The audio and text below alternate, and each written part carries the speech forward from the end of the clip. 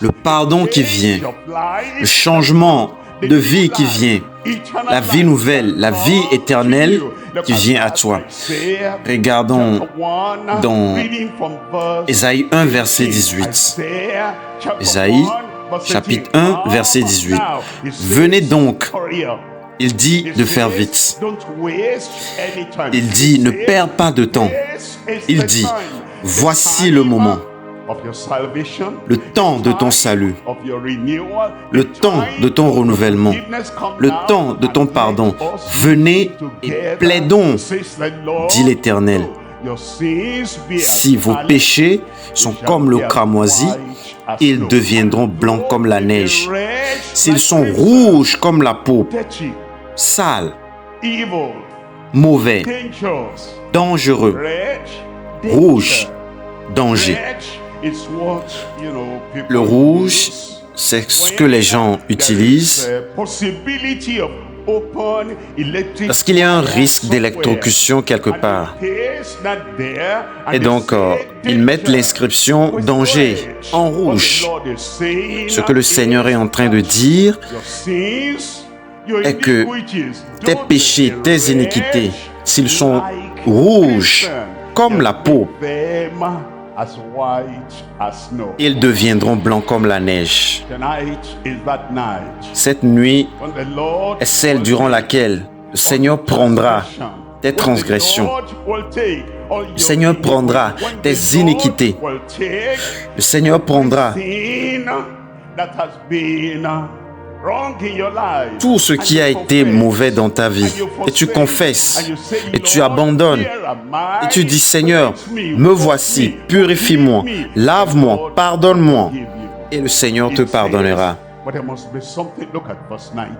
Au verset 19 dit, si vous avez de la bonne volonté, désirez-vous avoir la vie éternelle? Désirez-vous avoir le pardon? Désirez-vous d'avoir tous vos péchés effacés? Si vous avez de la bonne volonté et si vous êtes docile, vous mangerez les meilleures productions du pays. Ici, sur la terre, le Seigneur prendra soin de vous.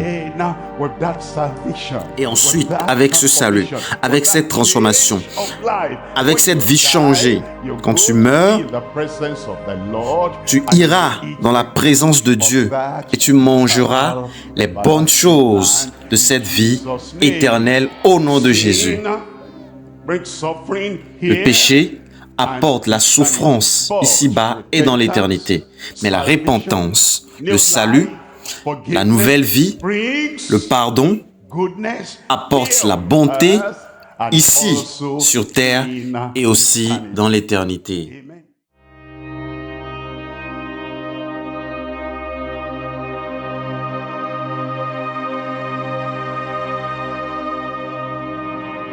Frères et sœurs, en réalité, le vrai changement de vie ne se trouve qu'en Jésus-Christ seul.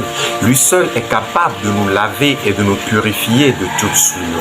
Déjà, il nous a fait la promesse dans Ésaïe 1 au verset 18 que quelle que soit la gravité de nos péchés, quelle que soit la grandeur de nos transgressions, qu'il a la puissance de nous laver, de nous purifier et de nous rendre vraiment purs. Nous devons avoir la volonté de changer et nous devons vraiment désirer ce changement. Frère, sœur, toi qui m'écoutes en ce moment, veux-tu vivre avec cette vie de souillure, avec cette vie de fornication que tu caches, avec cette vie de vol, avec cette vie de masturbation? J'espère que non.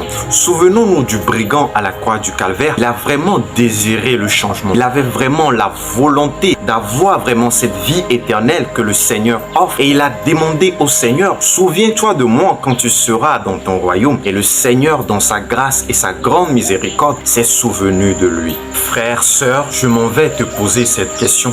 As-tu réellement la volonté d'être lavé, d'être purifié, d'avoir une vie nouvelle? Si oui, je t'assure que le Seigneur te délivrera et te lavera si tu es sincère et si tu te répands réellement de tes transgressions, si tu as la volonté de t'éloigner des choses qui t'amènent à commettre l'iniquité, si tu te sépares de ces choses et si tu cherches le Seigneur, il te lavera, il te purifiera certainement et il t'accordera une vie nouvelle. Alors, tiens-toi sur les promesses de Dieu, crie à lui, il te lavera certainement et il t'accordera une vie nouvelle.